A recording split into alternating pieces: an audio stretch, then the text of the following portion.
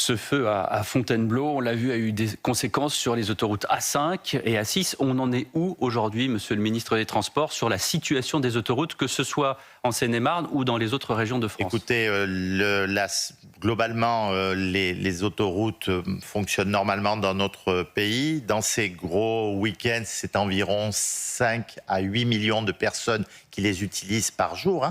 Par véhicule, c'est énorme. Il y a toujours la coupure à hauteur de Fontainebleau sur la 6. On n'a pas encore... Jusqu'à quand?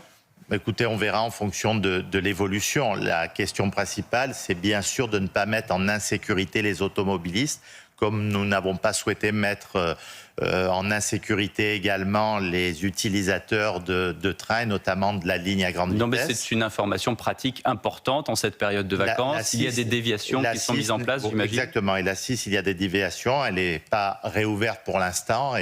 Et nous attendons avec le gestionnaire de l'infrastructure, le concessionnaire, de voir comment les choses évoluent pour savoir si le feu, une fois fixé, permettra de pouvoir reprendre les circulations normalement sur ce tronçon. Au moins jusqu'à peut-être vendredi ou samedi prochain, où c'est un week-end classé rouge par bison futé. Cet axe sera évidemment essentiel. Probablement, c'est un axe essentiel, on a bien conscience, mais vous imaginez bien qu'on ne peut pas prendre une telle décision de réouvrir l'autoroute. C'est pas sûr, je ne peux pas vous dire à l'heure qu'il est, bien sûr. Aujourd'hui, on n'est que mardi, mais on peut dire c'est pas sûr. Tout dépend de voir l'évolution du feu, qui, comme l'a dit mon collègue Laurent Nunez, n'est pas encore totalement fixé, et avec des sapeurs-pompiers qui sont jour et nuit à l'œuvre.